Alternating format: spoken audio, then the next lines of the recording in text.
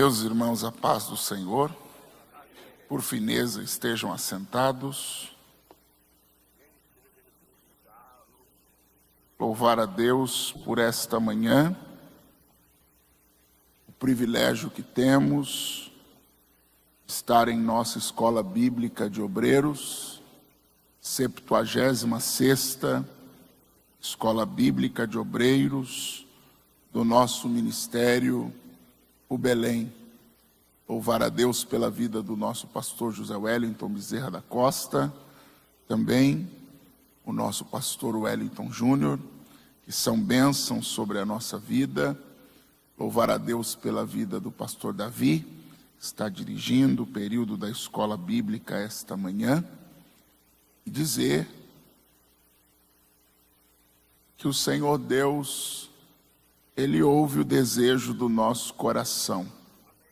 Eu tenho o privilégio de algumas vezes falar em nossa escola bíblica de obreiros no período noturno, o que é uma honra muito grande, mas sempre havia no meu coração o desejo de também parar e lecionar no período diurno. E eu guardei isso no meu coração, e hoje vejo Deus atendendo, e me sinto muito honrado de estar aqui esta manhã.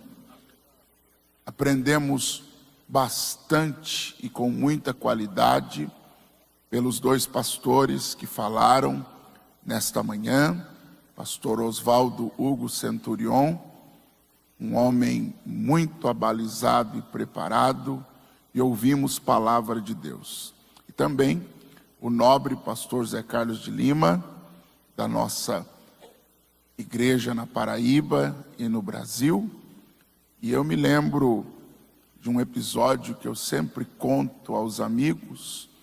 Eu estava num trabalho no estado da Paraíba, em que o pastor José Carlos também estava. E no período da tarde, a premissa de ministrar era dele, e ele pediu que eu falasse, e eu falei. E quando eu acabei de ministrar, ele veio até mim e disse assim: meu filho, vamos ali empurrar um armário? Eu não entendi o que seria empurrar um armário, mas a gente, para obedecer, não precisa entender. Ele falou para empurrar o armário, eu levantei e vamos empurrar o armário. E quando chegamos numa sala, tinha um mega de um café da tarde para tomar, e ele disse: senta, meu filho, vamos empurrar o armário. E eu conto isso com muita alegria. Glória a Jesus. Toda vez que o senhor precisar de alguém para empurrar um armário lá, eu estou à disposição, viu, pastor? Glória a Deus. Amados, na nossa apostila, página 36, nós vamos ler o texto bíblico, Efésios capítulo 3, a partir do versículo 14, que Deus nos dê graça para usar esse tempo tão especial e nos ajude esta manhã a ensinar. Eu estou acompanhado do missionário Evaristo, do Paraguai, homem de Deus. Efésios 3,14, carta do apóstolo Paulo aos Efésios, capítulo de número 3, versículo 14. Palavra do Senhor diz-nos assim: por causa disto me ponho de joelhos perante o Pai de nosso Senhor Jesus Cristo, do qual toda a família nos céus e na terra toma o nome, para que, segundo as riquezas da sua glória, vos conceda que sejais corroborados com poder pelo seu Espírito no homem interior, para que Cristo habite pela fé nos vossos corações, a fim de, estando arraigados e fundados em amor, poderdes perfeitamente compreender com todos os santos qual seja a largura e o comprimento e a altura e a profundidade, e conhecer o amor de Cristo, que excede todo entendimento, para que sejais cheios de toda a plenitude de Deus. Ora, aquele que é poderoso para fazer tudo, muito mais abundantemente além do que pedimos ou pensamos, segundo o poder que em nós opera. A esse glória na igreja, por Jesus Cristo, em todas as gerações, para todo o sempre. Amém. Queridos, esta manhã eu quero falar-lhes sobre o tema capacitação espiritual. Na verdade, dentro da epístola aos Efésios, escrita pelo apóstolo Paulo em sua prisão na cidade de Roma, dentro dela, esta é a segunda vez que Paulo registra uma oração. A primeira está no capítulo 1, dos versículos 16 a 18, onde o apóstolo ora para que nossos irmãos recebessem iluminação no entendimento, para poderem compreender a esperança da vocação e as riquezas da glória da herança nos santos. Porém agora, mas sempre havia no meu coração o desejo de também parar e lecionar no período diurno. E eu guardei isso no meu coração e hoje vejo Deus atendendo e me sinto muito honrado de estar aqui esta manhã. Aprendemos bastante e com muita qualidade pelos dois pastores que falaram nesta manhã, pastor Osvaldo Hugo Centurion, um homem muito abalizado e preparado, e ouvimos palavra de Deus. E também o nobre pastor Zé Carlos de Lima, da nossa igreja na Paraíba e no Brasil. E eu me lembro de um episódio que eu sempre conto aos amigos. Eu estava num trabalho no estado da Paraíba, em que o pastor José Carlos também estava. E no período da tarde, a premissa de ministrar era dele, e ele pediu que eu falasse, e eu falei. E quando eu acabei de ministrar, ele veio até mim e disse assim: meu filho, vamos ali empurrar um armário? Eu não entendi o que seria empurrar um armário, mas a gente, para obedecer, não precisa entender. Ele falou para empurrar o armário, eu levantei e vamos empurrar o armário. E quando chegamos numa sala, tinha um mega de um café da tarde para tomar, e ele disse: senta, meu filho, vamos empurrar o armário. E eu conto isso com muita alegria. Glória a Jesus. Toda vez que o senhor precisar de alguém para empurrar um armário lá, eu estou à disposição, viu, pastor? Glória a Deus. Amados, na nossa apostila, página 36, nós vamos ler o texto bíblico, Efésios capítulo 3, a partir do versículo 14. Que Deus nos dê graça para usar esse tempo tão especial e nos ajude esta manhã a ensinar. Eu estou acompanhado do missionário Evaristo, do Paraguai, homem de Deus. Efésios 3,14, carta do apóstolo Paulo aos Efésios, capítulo de número 3, versículo 14. Palavra do Senhor diz-nos assim: por causa disto me ponho de joelhos perante o Pai de nosso Senhor Jesus Cristo, do qual toda a família nos céus e na terra toma o nome, para que, segundo as riquezas da sua glória, vos conceda que sejais corroborados com poder pelo seu Espírito no homem interior, para que Cristo habite pela fé nos vossos corações, a fim de, estando arraigados e fundados em amor, poderdes perfeitamente compreender com todos os santos qual seja a largura e o comprimento e a altura e a profundidade, e conhecer o amor de Cristo, que excede todo entendimento, para que sejais cheios de toda a plenitude de Deus. Ora, aquele que é poderoso para fazer tudo, muito mais abundantemente além do que pedimos ou pensamos, segundo o poder que em nós opera, a esse glória na igreja, por Jesus Cristo, em todas as gerações, para todo o sempre. Amém. Queridos, esta manhã eu quero falar-lhes sobre o tema capacitação espiritual. Na verdade, dentro da epístola aos Efésios, escrita pelo apóstolo Paulo em sua prisão na cidade de Roma, dentro dela, esta é a segunda vez que Paulo registra uma oração.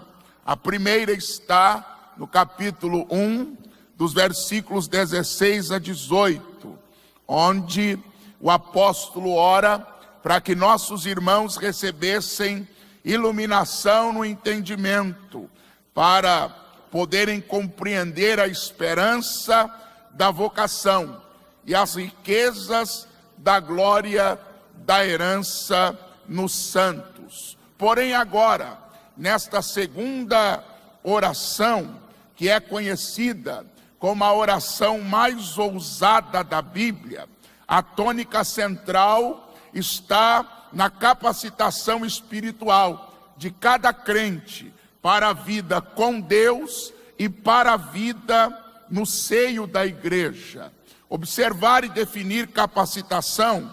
Capacitação é o processo contínuo de aprendizagem que tem como propósito fornecer informações que tornem a pessoa preparada para enfrentar as diversas situações no ambiente onde vive. Então, capacitar é preparar.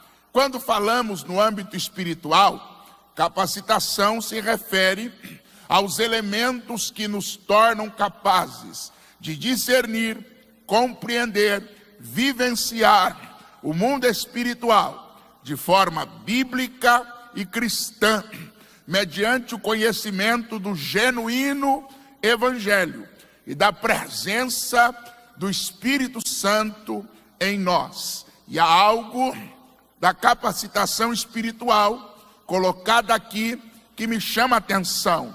Não é só conhecer o Evangelho, é conhecer o genuíno Evangelho, o verdadeiro Evangelho, o autêntico Evangelho da Bíblia.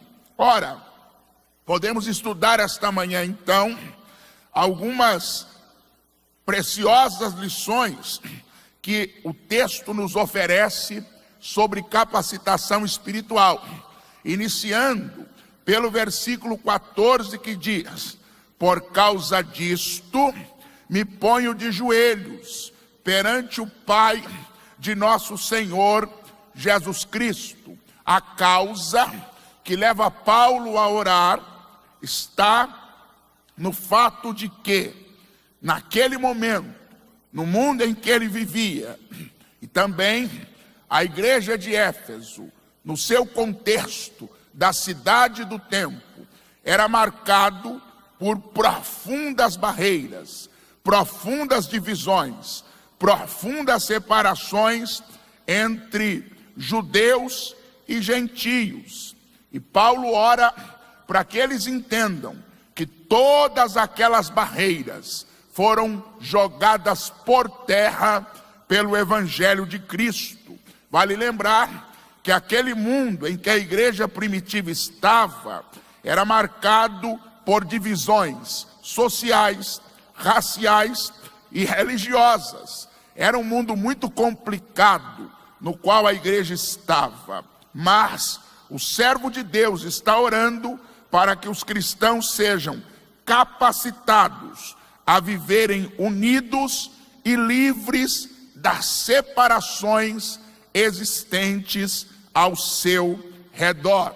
Eu gosto do texto, e coloquei-o aí, de Colossenses 3, A Bíblia diz que nós já nos despimos, tiramos a roupagem do velho homem e nos vestimos do novo, e o novo se renova para o conhecimento, segundo a imagem daquele que o criou. O propósito de Deus no cristão é que ele reflita a imagem de Deus na sua vida.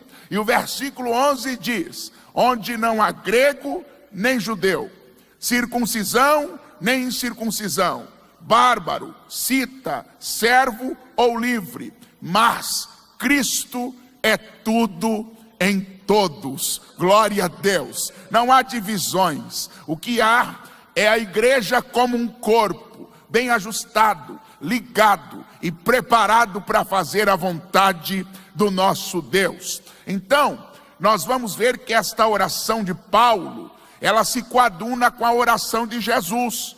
Jesus, em João 17, 21, diz: para que todos sejam um, como tu, ó Pai, o és em mim e eu em ti, também eles sejam um em nós, para que o mundo creia que tu me enviaste. Ou seja, há uma necessidade imperiosa de união no meio do seio cristão. O cristianismo não é sectário de divisão. O cristianismo é o braço forte da união de Deus no meio da igreja. Assim, Paulo segue dizendo e usa a expressão: me ponho de joelhos. E esta expressão é nossa. Nós, porque os judeus, como o próprio Jesus em Mateus 6:5 diz, eles se compraziam em orar de pé nas sinagogas. Mas o crente, reconhecendo a grandeza, a majestade, o poder e a autoridade de Deus, ele se prostra, ele se coloca de joelhos. E Paulo diz: por esta causa eu me ponho de joelhos. Dobrar os joelhos para orar é uma prática cristã, e uma saudável prática cristã. O apóstolo Paulo, despedindo-se da igreja de Éfeso, na praia, diz o texto de Atos 21:5, que de joelhos oravam. Jesus se colocava de joelhos para orar. É marca indelével da igreja dobrar os joelhos para orar. Mas quando nós olhamos o contexto contemporâneo, nós vemos que em alguns momentos nossos irmãos já não estão mais se afeiçoando a esta prática da oração de joelhos. Eu olho e luto na pequena igreja que coopero para que os irmãos voltem a ter esta prática, mas está ficando quase comum. Às vezes chego ao templo 10 minutos antes do culto se iniciar ou mais, e já vejo os crentes lá, mas creio que deve ser só em Mojimirim. Eu chego e tem um grupo sentado, olhando, observando, e ao invés de se envergonhar com a chegada do pastor, eles sorriem e dão tchauzinho. E eu tenho dito para os irmãos: não dê tchauzinho para mim quando eu chegar, dobre o joelho. Eu prefiro, ao invés de eu ver o seu sorriso e o seu tchauzinho, ver você de joelho dobrado, orando e buscando a face do Senhor.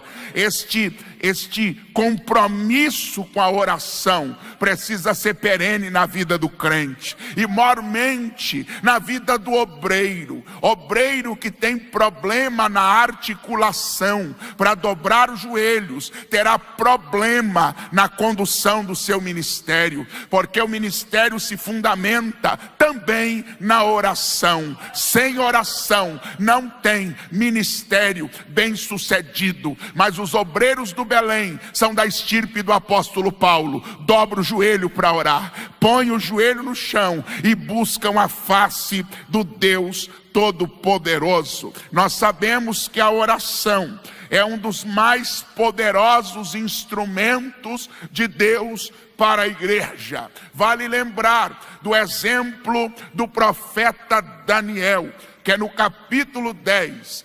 passa 21 dias orando, e quando chega o anúncio através de Gabriel, diz a ele: desde o primeiro dia em que você inclinou-se a buscar a Deus, são ouvidas nos céus as tuas palavras, e eu vim por causa das tuas palavras. No meio disto, nós vemos que os demônios tentaram impedir a oração, mas o crente que ora não tem homem e não tem demônio que detém a resposta de Deus para a sua vida.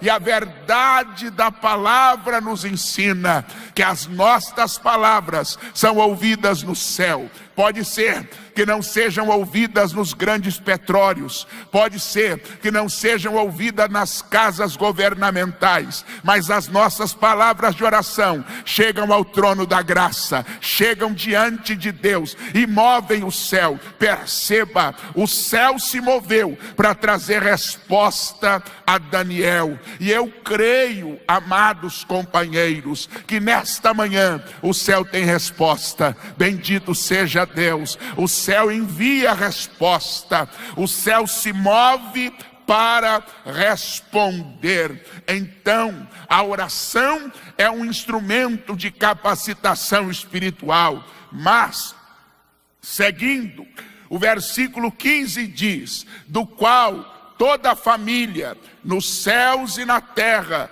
toma o nome. Nós temos como instrumento espiritual capacitador o nome de Jesus. Nós lembramos-nos da orientação do Senhor que disse: em meu nome, tudo quanto pedides ao Pai, Ele vos concederá. O apóstolo Paulo, falando deste nome, em Filipenses 2:9, ele diz: pelo que também Deus o exaltou e lhe deu um nome que está acima de todo nome. Não há nome maior do que o nome de nosso Senhor e Salvador Jesus Cristo. E no nome de Jesus nós expulsamos demônios. No nome de Jesus os espíritos malignos partem em retirada. Na vida de um ministro de Deus, de um obreiro da seara, quando ele empunha o nome de Jesus, não tem demônio que fique na frente. Então nós temos como arma de capacitação espiritual o nome de Jesus. E o texto diz: para que ao nome de Jesus se dobre todo joelho dos que estão nos céus, na terra e debaixo da terra. Nas esferas de todo poder, o nome de Jesus é soberano, o nome de Jesus é poderoso. Continuemos, irmãos, a pregar no nome, orar no nome, expulsar demônios no nome, porque a igreja tem a insígnia do nome de Jesus, e não é qualquer um que pode usar este nome. Os filhos de Seva tentaram usar e não deu certo. Por quê? Porque só pode usar o nome quem está debaixo da autoridade do nome, quem tem a marca do nome. Falando em linguagem militar, não adianta eu ir a qualquer instância que venda uma farda militar. Posso comprar a farda, posso comprar as insígnias, posso fazer-me parecer um militar de alta patente, mas farda não forma militar, é militar que forma a farda. Ou seja, o que eu estou dizendo é: não adianta eu ter uma farda militar, mas não estar investido da autoridade para ser um militar. O obreiro de Deus, ele não está só vestido como obreiro, ele está revestido da autoridade. Então quando ele fala no nome, o céu confirma, porque ele tem autoridade para falar. Ei, os demônios, para fizeram os filhos de Seva passar vergonha. É bem verdade, constrange-nos dizer que os filhos de Seva continuam por aí. Eles tentam expulsar demônio, mas é os demônios que expulsam eles. Eles tentam pregar, mas não dão conta de pregar. Eles tentam ensinar, mas não dão conta de ensinar, porque não é só ter a aparência, tem que ter a essência. A autoridade, ela se mostra na essência. Mas eu venho aqui esta manhã, na autoridade de Jesus, dizer: use esse nome, porque Deus lhe credenciou para isto, Deus lhe abalizou para isto. Bendito seja Deus. O versículo 16, amados, ainda estudando o texto, diz: para que, segundo as riquezas da sua glória, vos conceda que sejais corroborados com poder pelo seu Espírito no homem interior. Vale muito lembrar que quando a Bíblia fala da glória de Deus, ela não está tratando glória como um atributo, por exemplo, bondade, fidelidade. A glória é a somatória de todos os atributos de Deus. Ou seja, quando eu falo, ou quando a Bíblia fala que Deus veio com glória, está dizendo que Deus veio com tudo que tem e com tudo que é. E que Deus venha com glória sobre nós neste tempo. A expressão aqui, corroborados, é o mesmo que fortalecidos. Então, o que este texto está nos informando é que o poder do Espírito Santo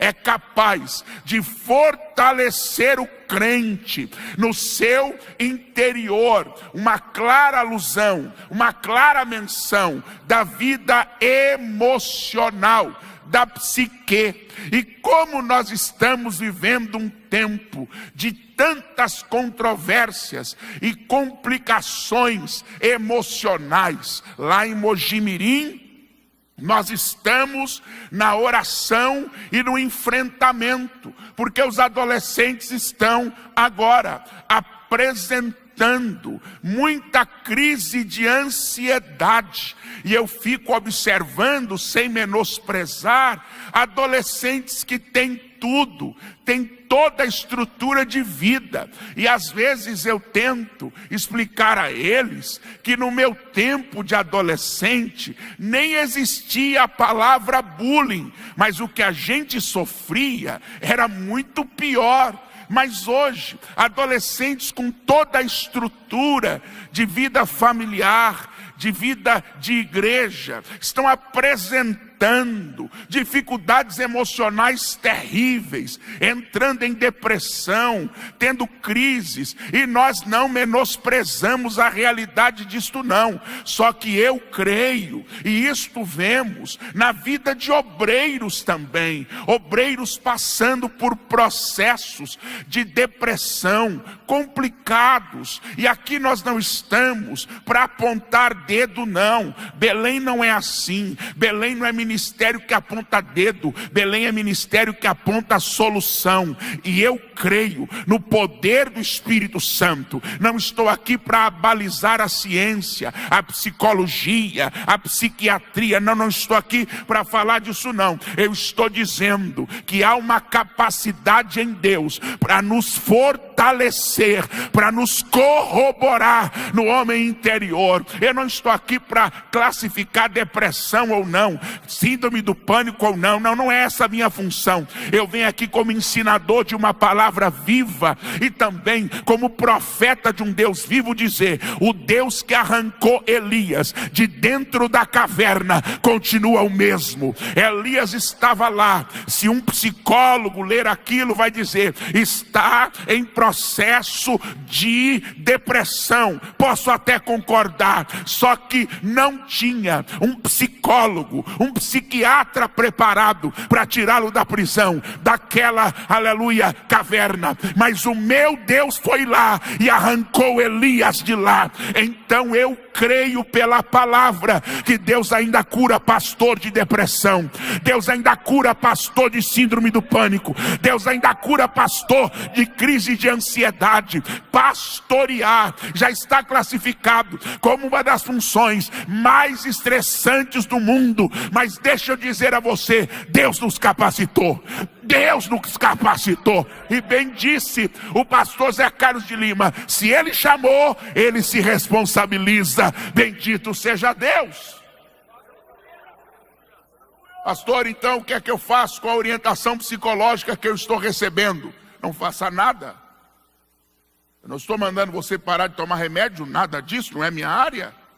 Mas eu estou dizendo para você que o poder de Deus é capaz de tirar você disso. O poder de Deus vai te fortalecer interiormente. Ei, eu quero nesta manhã declarar que pastor do ministério do Belém não vai se suicidar, vai se levantar e vencer a batalha. Oramacanda, lamachode, candarabagai. Não, eu vou declarar isto aqui, me permita, com muito temor, enquanto eu preparava esta matéria, o Senhor falou ao meu coração, diga que na minha igreja eu estou repreendendo o espírito de suicídio do meio dos obreiros. Não é o fim, meu companheiro. Nós não somos do ministério de Judas, nós somos do ministério de Pedro. O ministério de Pedro é aquele que ouve Jesus dizendo, tu me amas, e para e diz, Senhor, eu estou com um monte de problema, mas eu te amo, e eu vou ficar no ministério. Ei, Pedro poderia ter sido destruído, Pedro poderia ter tido o mesmo destino de Judas, mas não teve. Ele se levantou, e no dia de Pentecostes, ao Deus eterno eu tributo glória por isto. Poderia ter escolhido todos os outros, mas Deus naquele dia disse, o pregador da inauguração da igreja é Pedro, e ele se levanta e prega. Eu sou nesta manhã enviado da parte do Eterno para dizer, Deus não deixou você de lado, Deus ainda conta contigo, Deus ainda te levanta, Deus ainda te usa. Pastor, meu tempo passou. Me permita com ousadia dizer, o que passou foi o tempo de Satanás, o seu tempo ainda está em validade. Bendito seja o nome do Senhor. Aleluia. Lembremos-nos de 2 Coríntios capítulo 4 versículo 7 que diz, temos porém esse tesouro em vaso de barro, para que a excelência do poder seja de Deus e não de nós. Nós aqui acabamos de ouvir pastor Osvaldo Hugo Centurião. Esse homem já leu 17 mil livros. Eu não li nem o dízimo disso ainda. Esse homem já leu 17 mil livros. Mas você viu como ele chegou aqui? PhD. Pobre homem de Deus. Por quê? Porque ele entendeu, o vaso é de barro, mas tem tesouro para que a excelência do poder seja de Deus, de Deus, de Deus. Então, meu irmão, Deus pode te levar aos pináculos no ministério. Se lembre, a glória dele, você é só um vaso de barro. A glória dele, você é só um vaso de barro. Entenda, homens humildes nunca tiveram problema com a mão de Deus pesando. Quem tem problema são os orgulhosos, porque a Bíblia diz que ao soberbo a mão de Deus se levanta para abater, mas ao humilde a mão de Deus ajuda a levantar. Bendito seja o nome do Senhor. Vamos em frente, amados. Aqui Paulo vai dizer, e olha que interessante, o vaso é de barro, tem um tesouro, a glória de Deus. Mas no verso 8 diz, em tudo somos atribulados, mas não angustiados, perplexos, mas não desanimados, perseguidos, mas não desamparados, abatidos, mas não destruídos. Ou seja, o que está me acontecendo não muda o que Deus tem comigo. Eu posso estar atribulado, mas eu não vou ficar angustiado. Eu posso estar perplexo, mas eu não vou desanimar. Não vou desanimar. Eu vou persistir. Eu vou continuar, eu vou avançar. Eu posso estar perseguido, mas eu sei que eu não estou desamparado. Essa consciência na vida do obreiro, ela é essencial. Podem até te perseguir, mas você não está desamparado. A coisa pode chegar a tal modo que você possa se sentir abatido, mas você não está destruído. Bendito seja o nome do Senhor. Nós temos o exemplo do nosso irmão Estevão, que diante de tanta violência dos judeus contra ele, pedras, os judeus não queriam ouvi-lo, taparam os ouvidos, gritaram contra ele, o apedrejaram. Mas Estevão, incólume, diz: eu levantei os olhos ao céu e eu vi o céu aberto. Olamai Kandarassou Managashai. E aqui eu permito-me dizer, sempre haverá um céu aberto para um obreiro que está sendo apedrejado injustamente. Uramai dekandaramash dekandarai. E me permita com muita ousadia dizer: pare de olhar para as pedras que estão lançando contra ti. Olhe para o céu, porque tem um cordeiro de pé, velando pela tua vida. Oramakandalamachai. Há problemas muitas vezes em se olhar para as pedras. Fulano me apedrejando, Ciclano jogando pedra, Beltrano me apedrejando. Pare de olhar para quem te apedreja e olhe para quem se levantou para te honrar. Olhe para quem se levantou para te sustentar. Pare de olhar para o que estão fazendo contra você, contra o teu ministério, contra a sua chamada, e olhe por aquele que te deu ministério, por aquele que te deu chamada, por aquele que te levantou.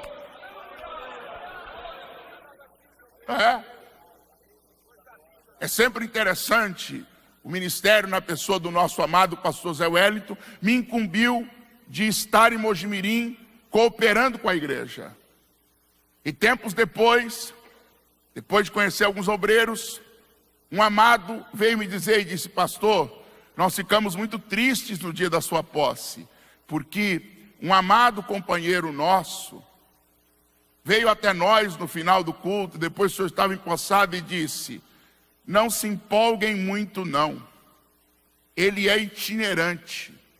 Itinerante não aguenta dirigir igreja, daqui 6 meses ele já está fora. Ele vai esperar um bocadinho, porque já está fazendo 4 anos que o negrão está lá. Pastor, o senhor ficou triste? Meu irmão, ficar triste por quê? Eu não tenho tempo para ficar triste com isso não. Pastor, estão falando do senhor. Eu não tenho tempo para falar dos outros. Se tem gente que tem tempo para falar de mim, o que eu posso fazer? Eu aprendi com meu avô mineiro de Ervalha: enquanto a caravana está passando, quem é cachorro está latindo. Desculpe a expressão que não cabe ao nível, né? Mas é o que eu penso. Ou você está na caravana avançando, ou você está do lado latindo. Eu prefiro estar na caravana. E o que falam que vão... primeiro que eu não acredito em prognóstico do homem. O homem pode dizer que eu vou parar. É como pregou o pastor aqui. Falou o Senhor: quem, pois, o invalidará? Não invalida. Vamos para frente. Estou completando 4, e se Jesus deixar, vou completar 5, 6. Pastor, e os 6 meses? Já passou. Às vezes, já imaginou se eu fosse ficar apavorado? Meu Deus, eu só tenho 6 meses. Meu Jesus, tem misericórdia de mim. Não. Se o pastor José Wellington tivesse me dito: Ângelo, eu estou te colocando aqui para 6 meses, aí eu teria certeza, eu vou ficar aqui só 6 meses. Mas quando ele foi lá, ele disse: meu filho, faça a obra. Faça a obra. Pastor, mas o senhor não era itinerante? Sim. E aí? O ministério me impostou como pastor. Não me impostou como itinerante. Cheguei na terça-feira, o povo pensou que eu ia fazer da terça-feira de Mojimirim um culto evangelístico. E aí se levantou um amado irmão muito crítico, disse: vai virar aquela gritaieira na terça-feira. Ele vai começar a pregar e gritar: deixa o negão pregar. Aí eu fui para a Bíblia, fui ensinar. Eu sou belemita, irmão. Belemita, se mandar ensinar, ensina. Se mandar pregar, prega. Se mandar ficar quieto, fica quieto. Se mandar andar, anda. Eu sou belemita. Vamos bater, só vamos ensinar.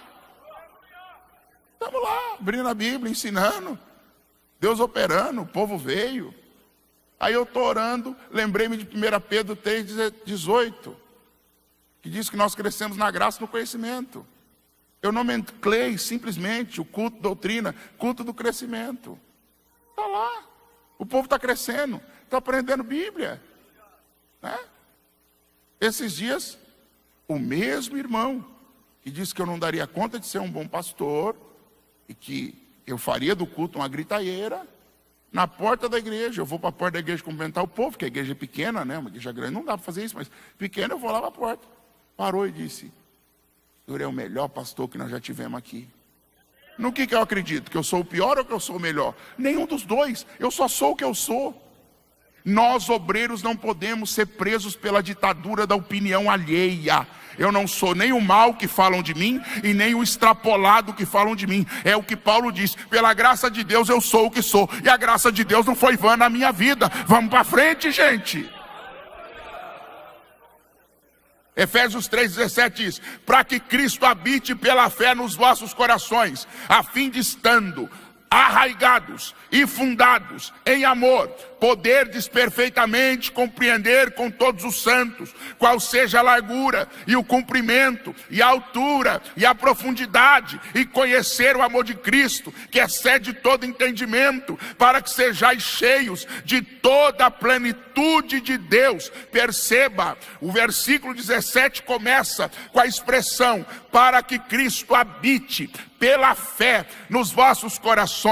Na linguagem original do grego, existem duas palavras que se relacionam a habitar. A primeira delas, paroikel. Paroikel se refere a um hóspede. Dá para entender o paroikel como alguém que vai a um hotel, se hospeda. O hóspede do hotel não muda nada, não mexe na mobília e passa pouco tempo, ainda que possa ir de vez em quando, mas ele não muda nada, ele não tem autoridade, ele não é o dono daquele lugar, ele é só um hóspede, é o paroikel. Não é disso que a Bíblia está falando. A expressão do grego aí é katoikel, e katoikel fala de dar propriedade da casa. O katoikel se refere a dar a chave e dizer: entra e faça o que quiser. Quiser mudar os móveis, muda. Quiser pintar a parede, pinta. Quiser derrubar, derruba. Quiser acrescentar, acrescenta. Na nossa vida, Jesus não quer ser um hóspede que vem no final de semana. Ele é o dono da casa. Ele muda o que quiser, ele mexe no que quiser, ele transforma o que quiser e ele leva para onde quiser. A casa é dele. Tem gente tratando Jesus como hóspede de fim de semana. No domingo dá um cartãozinho para ele ficar no quarto das 6 às 8, das 7 às 9. Jesus não quer cartãozinho não, irmão. Ele quer a chave da casa. Tem obreiro tratando Jesus no seu ministério como hóspede. Eu escolho. Se não tiver vista para o mar, o meu ministério, eu não vou. Se não tiver café da manhã... Ei, meu irmão, seu ministério não é um hotel de Jesus, não. Será que ele não pode mais fazer com você como fez o João Batista? Senhor, onde é que será meu ministério? No deserto. No deserto. Senhor, mas eu sou o teu precursor, eu preciso estar em Jerusalém. Bora para o deserto, João. Hã? Filipe está num apogeu ministerial. Multidões vinham. O dono da casa bateu no ombro dele e disse: vá para o deserto. Pregar para quantos? Para um só. Não, mas aqui as multidões afluem. Não, eu quero ser pregando para um no deserto. Só acontece isso se ele for o dono da casa. Com muito temor de Deus, e eu termino aqui já, nós estamos ficando muito criterioso. Está difícil levantar gente para dirigir congregação. Quantos membros tem lá? É muito longe da minha casa. Meu irmão, os nossos antepassados andavam 60 quilômetros para dar ceia para uma família. E não era de ônibus nem de carro. Muitas das vezes montados a um cavalo. A pé. A pé. Aí você chama o camarada e diz assim para ele: meu filho, vou precisando você lá na congregação. Tem tempo não, pastor? Não é meu sonho ser obreiro. a congregação? Congregação X. Ih, já vi falar que lá é prova, vou não. Consultar a esposa é muito salutar e todo homem de Deus faz. Agora tem gente precisando de autorização da esposa. Minha esposa não deixa não, pastor. Como é que é, irmão? Não, minha esposa não concorda não. O senhor sabe, né? Se eu não obedecer a esposa, eu durmo no sofá. Está ficando difícil, meu irmão. A minha esposa, eu a participo de tudo. Mas na minha vida, a última palavra não é da minha esposa, é do meu Deus. Até porque minha esposa não morreu na cruz. Amo-a, ela merece toda a honra, ela merece o respeito de partilhar a minha vida, até porque envolve ela também. Mas o obreiro dizer, não vou não, porque minha esposa não quer. Ué, está ficando difícil. Quanto é que eu vou ganhar? Meu irmão, se o camarada disser para mim, quanto é que eu vou ganhar? Eu digo, não, esquece, Deus não te chamou. Porque ele não põe na coletoria. Ele não chegou para Mateus e disse, meu filho, vem aqui cobrar imposto. Ele tira da coletoria. E tem obreiro pensando que Jesus tem que pagar o imposto dele. Então está na hora de Jesus ser o dono da casa, meu irmão. Não, eu estou na melhor congregação da cidade. Se me tirar, só se for para a sede. Então quer dizer que não pode mover você para a congregação que alguém pensa que é menor mais? Não pode?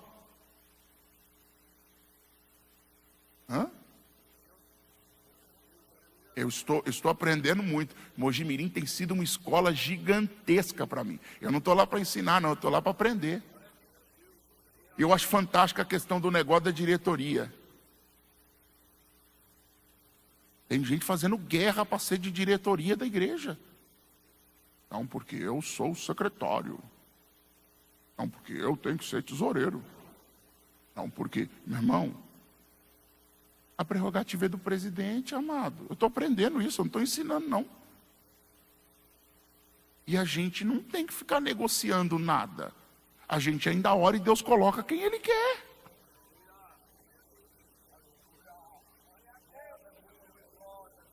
Eu vou terminar aqui. Eu preciso falar uma coisa em 2 minutos e eu paro.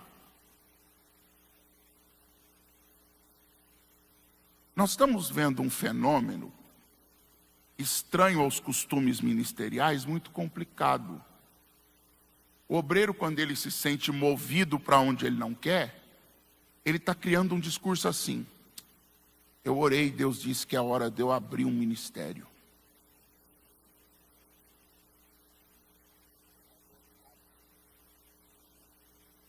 E quando vem falar com a gente, desculpa dizer, já alugou a garagem. Eles não estão abrindo ministério, não, estão abrindo estacionamento de carro, que é só garagem. Está ficando difícil, porque se você não contentar o camarada, ele abre igreja. Estão abrindo igreja igual abre boteco. E tudo com aquele negócio, aquela, eu não sei nem a classificação pertinente, mas eu orei. Eu orei, Deus disse para mim que agora é minha hora. Pastor, né? Eu amo o Senhor. Tudo mentira. Eu amo o Senhor é uma bênção.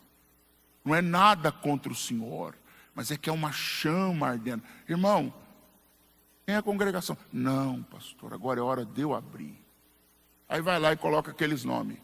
Igreja Balançar do Anjo da Rebemboca da Parafuseta. Tá bom. Se seguisse o que falou, vou ganhar alma. Vou lutar. Não, sabe o que faz? Abre na segunda, ou abre no domingo. No sábado visita todos os crentes. Ó, estou abrindo igreja, você não sentiu de falar comigo, não? Aí, precisa de pregador, vai buscar onde? E ainda tem obreiro, vou dizer simples, que vem pedir para a gente. O pastor irmão fulano me chamou para pregar lá. O que o senhor acha?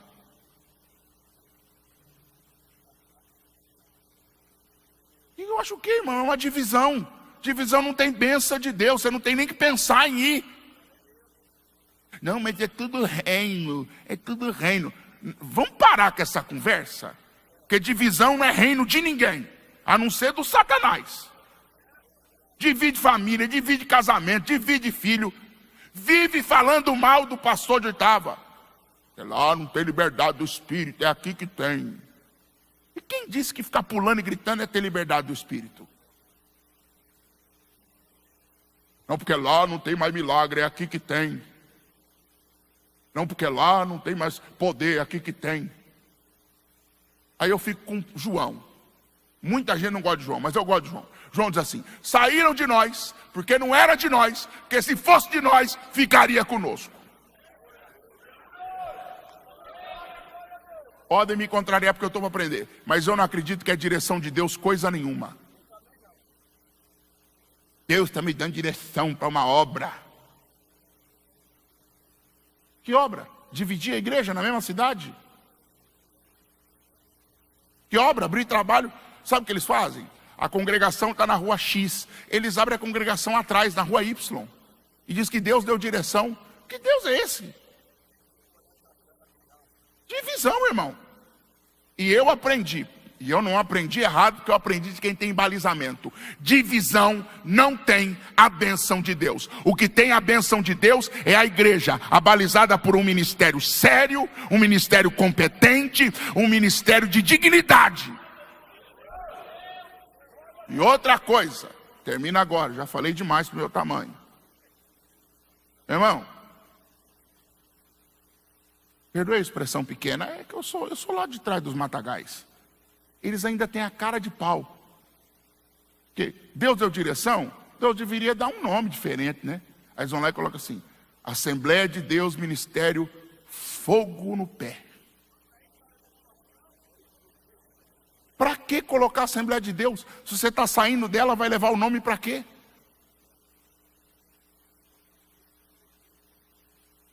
Então, eu gosto de Paulo. Porque Paulo é bem categórico. Para que Cristo habite em vós. Se Ele mora, se o teu pastor te tirar da congregação e te deixar sem congregação na sede, você não muda de igreja. Eu congreguei com um dirigente e um dia, começando a pregar, lá em Campinas, na congregação, eu fui dizer a ele: pastor, irmão fulano me convidou para pregar. Eu gostaria de pregar. Ele disse: você não vai. Você vai ficar aqui, porque eu preciso de você. Amém. Pensei comigo, não vou pregar lá, vou pregar aqui. Cheguei na congregação, para me provar, sabe o que ele fez? Disse: Ângelo, o banheiro dos homens está entupido, você pode ajudar lá? Eu disse: pastor, mas eu estou de terno. Ele disse: não, já preparei uma camiseta ali para você. Pegou uma camiseta do vereador que perdeu a eleição, me deu. Um escovão, o desentupidor de vaso e disse: vá lá, varão. E eu não mudei de ministério, continuei lá. E lá Deus me honrou. E porque eu tomei atitudes assim lá, hoje eu estou aqui para a glória de Deus. Nosso ministério tem identidade. Deus abençoe. Obrigado.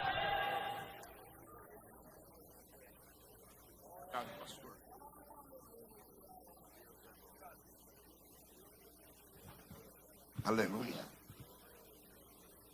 Glória a Deus.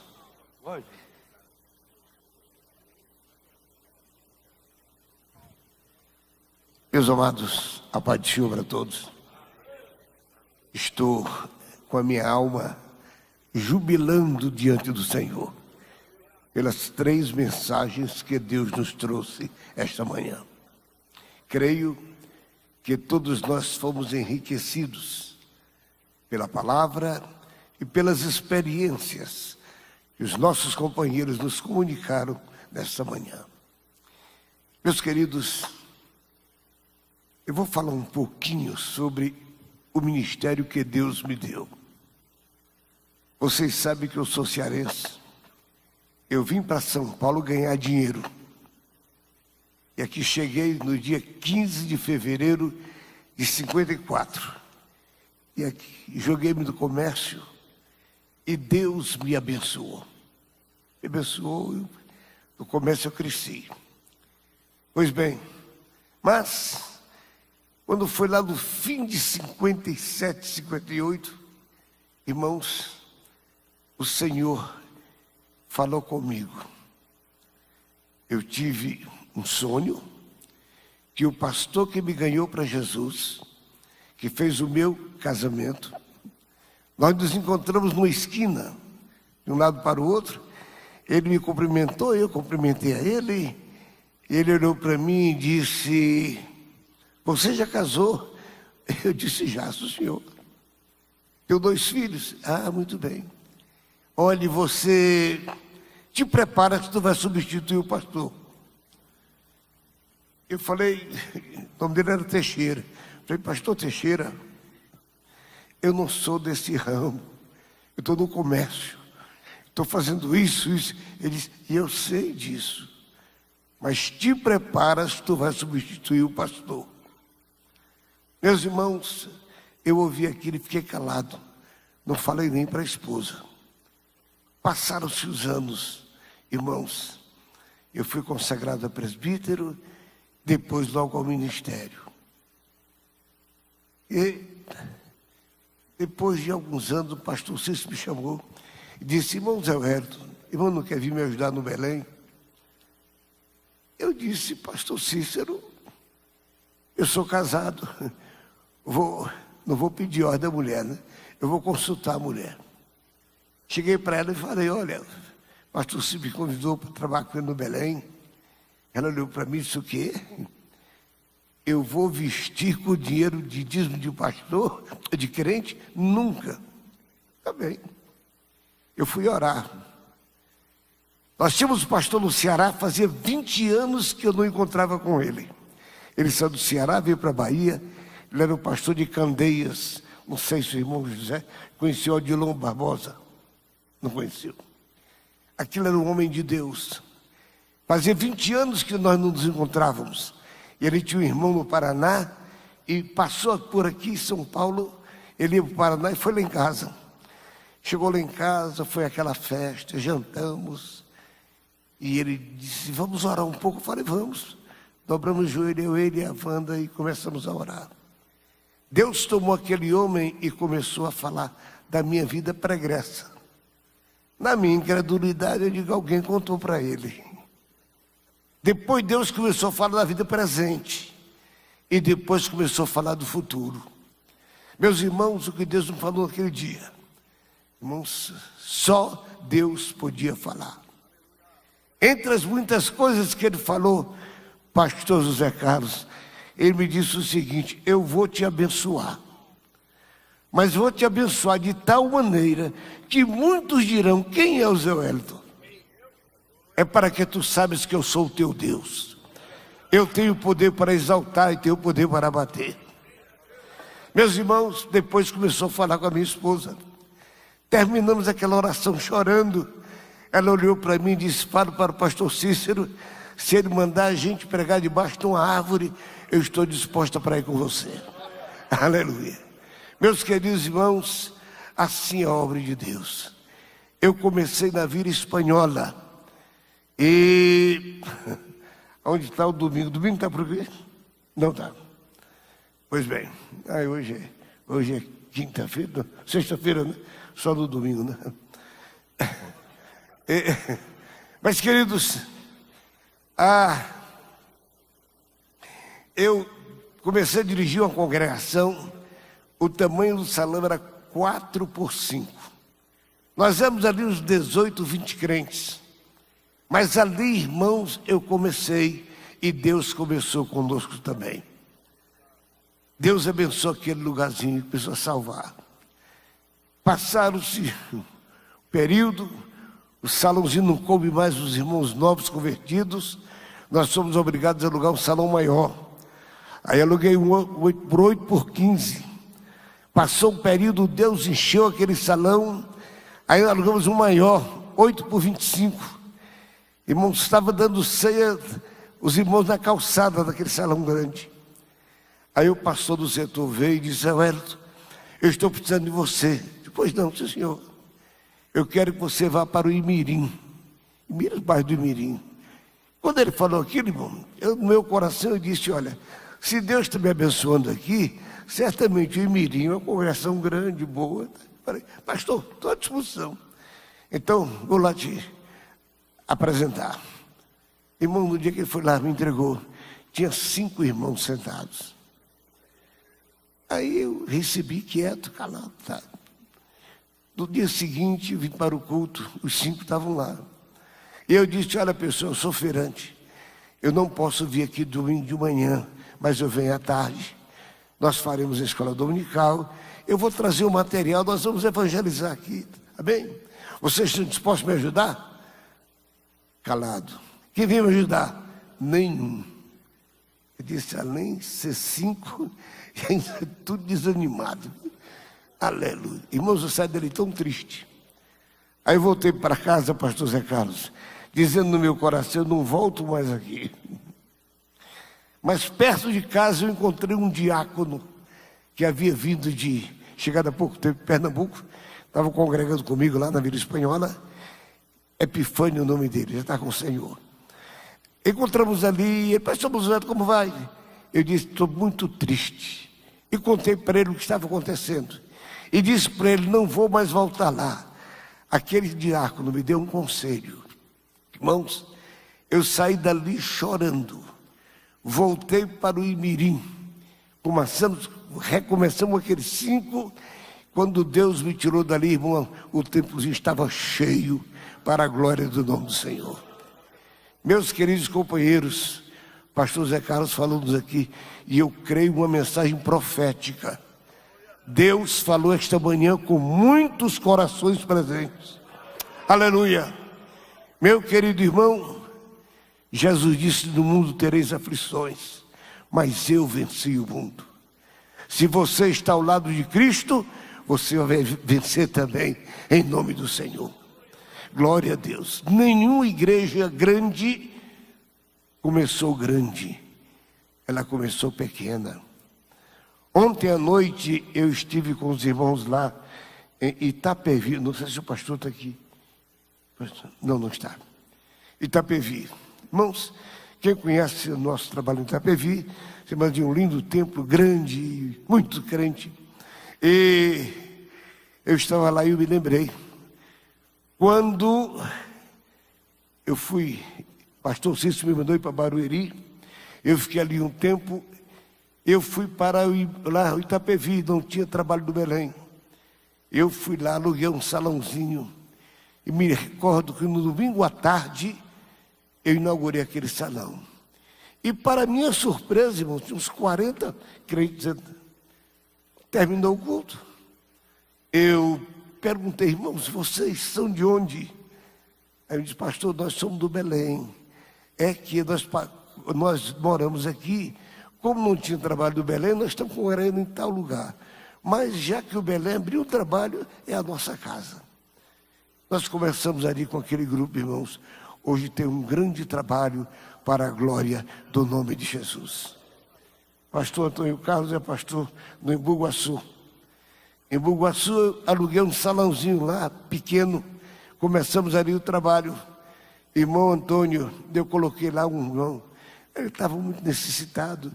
E tinha um grupinho de crentes. E tudo que entrava lá ele gastava, comia, coitado, ele precisava. E eu digo: irmão, vou deixar.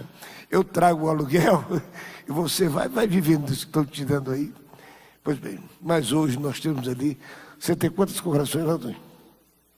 37 congregações para a glória do nome do Senhor. Tempo bonito, grande. Meus companheiros, repetir aqui o que o pastor Zé Carlos disse. Se Deus lhe mandou, irmãos, Ele é responsável por o seu envio. Ele disse: assim como o Pai me enviou, eu envio a vós. Glória a Deus. Vamos continuar trabalhando. A igreja pequena ou grande, não importa. O Deus que nós temos é maior do que todas as coisas. Glória a Jesus. Irmãos, igreja, deixa eu dizer para vocês. Nós estamos vivendo numa época de um desenvolvimento tecnológico muito grande, né? Hoje as donas de casa têm micro-ondas, né? Coloca o negócio lá, aperta no botão, dali 60 segundos, 2 minutos, está tudo pronto. Mas igreja não é assim, irmãos. Igreja não é assim. Você tem que pregar. Jesus mandou pregar. Agora, Ele é que vai fazer a obra no coração dos ouvintes.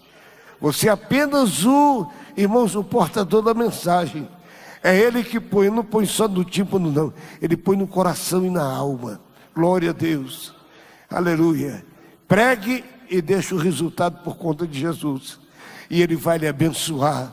E você vai prosperar.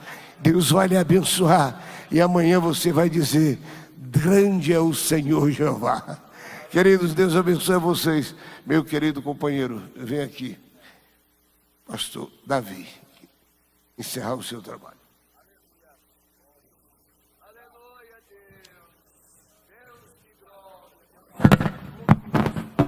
Graças a Deus. Queridos irmãos, que momento ímpar para todos nós, né? Como é bom